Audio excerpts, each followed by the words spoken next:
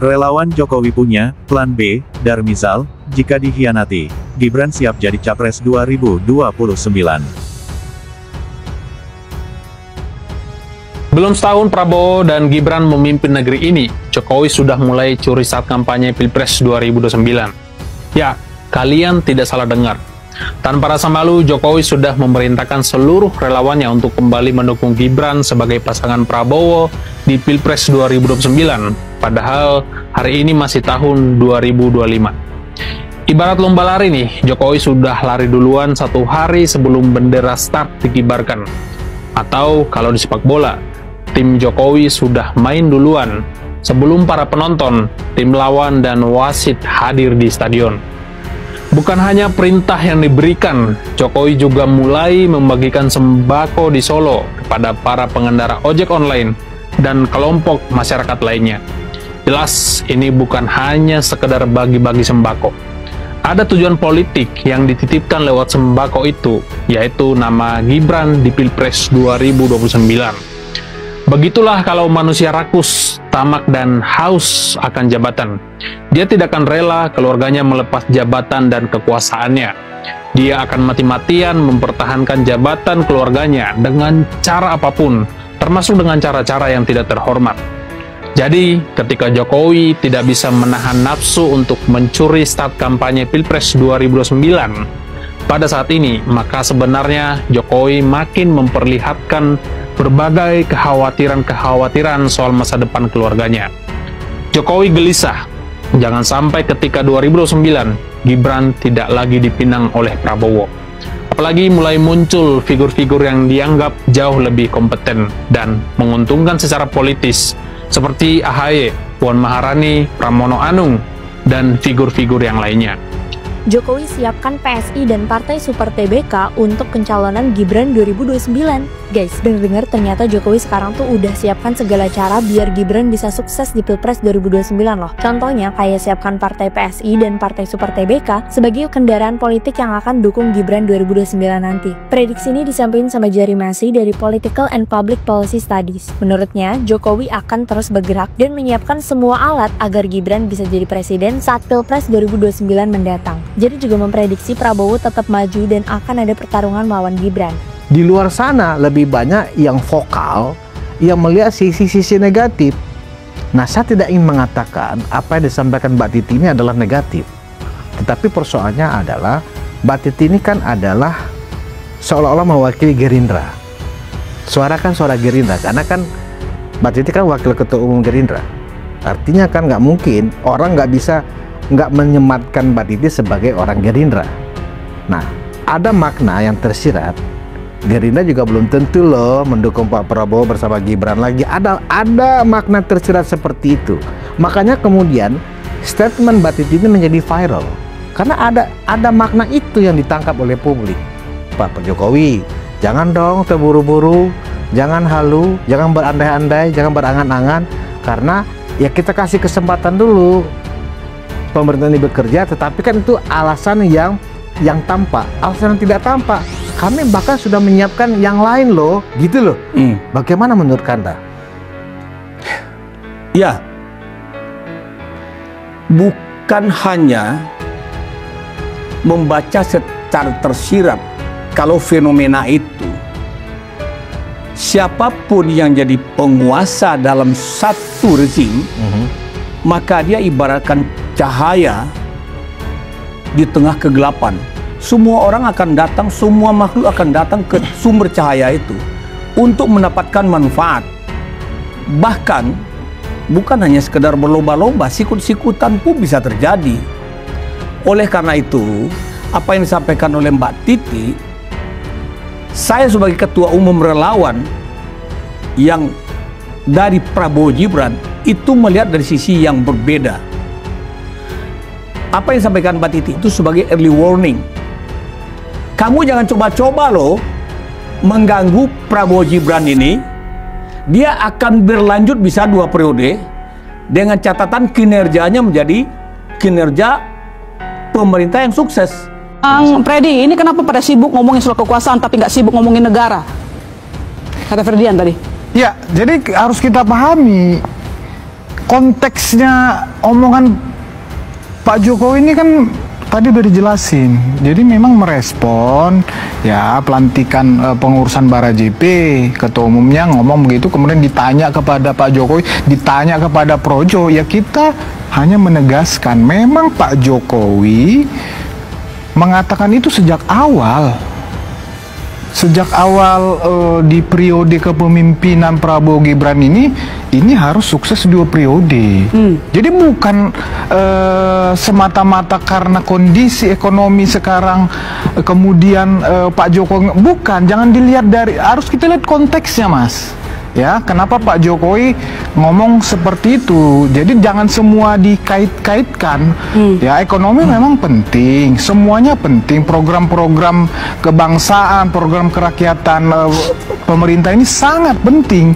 Tetapi ini tidak, konteks pembicaraan ini tidak ada kaitannya langsung dengan itu. Jadi nggak boleh ditabrak-tabrakin begitu aja. Tapi pemilu masih jauh, Bang. Udah ngomongin 2 periode nggak kecepetan. Itu kan ditanya, merespon. Tapi tadi katanya udah dibahas dari awal.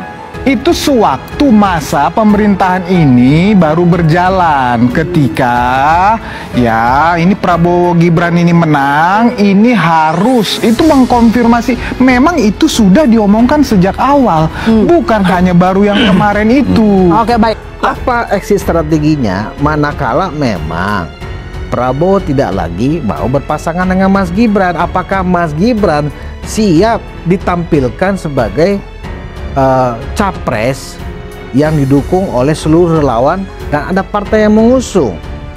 Ya, karena begini, bukan persoalan kita ingin tarung atau tidak. Sayang sekali captive market masyarakat ya yang mendukung Mas Gibran ini sekarang boleh bersaing lah. Kalau anggap Pak Prabowo sekarang paling tinggi elektabilitasnya, popularitasnya, saya yakin awal 2027 jika ada riset dari lembaga survei yang kredibel, Gibran nempel di bawah. Apakah itu bukan aset? Ini yang saya maksudkan. Apakah ini dipikirkan tidak oleh teman-teman relawan Jokowi khususnya? Orang baik itu tidak boleh disakiti. Maka publik akan melakukan caranya sendiri nanti untuk menetapkan pilihan. Hari ini relawan Prabowo Gibran tidak mau berandai-andai. Karena tadi kita menolak kalimat berandai-andai. Kita tidak mau berandai-andai. Tugas kita hari ini adalah support penuh Prabowo Gibran, sukseskan kepemimpinan ini untuk periode pertama ini, dan optimis kita akan berlanjut sampai periode berikutnya. Bahwa jika terjadi blessing, kan tadi udah kita bilang, kekuasaan itu hanya enaknya 3-6 bulan. Setelah itu enak banget loh gitu. Semua orang pasti, saya nggak paham karena nggak pernah memiliki kekuasaan. semua orang pasti mengarah ke situ.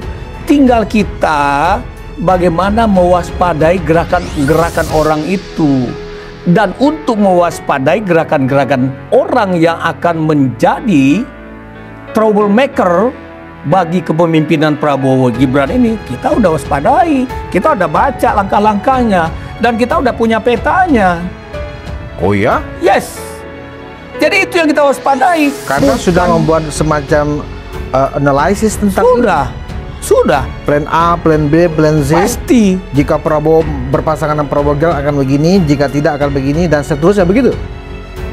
Nah, akhirnya terbuka juga dari tadi dong. Bukan soal itu. Kita juga tidak boleh melupakan sosok seorang Gibran.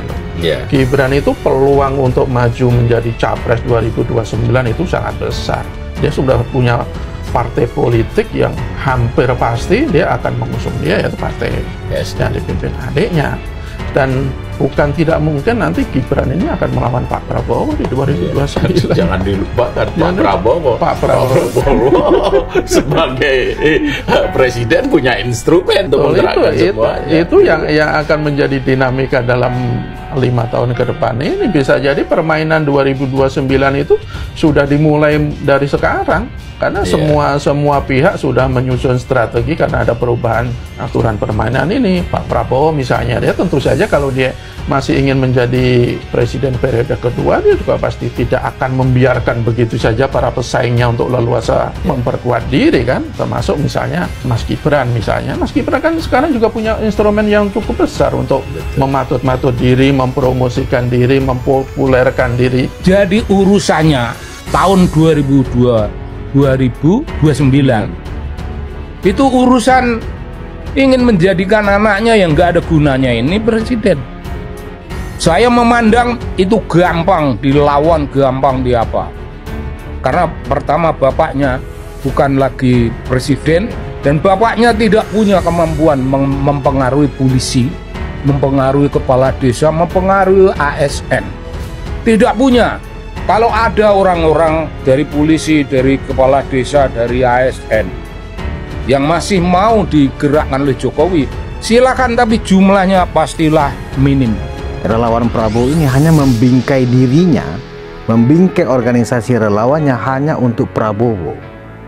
Ini bisa senada dengan apa yang ditestimonikan oleh Mbak Titi, Pak Darmizal.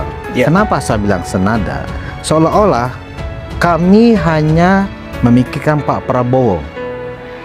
Ini sudah terkotak-kotak.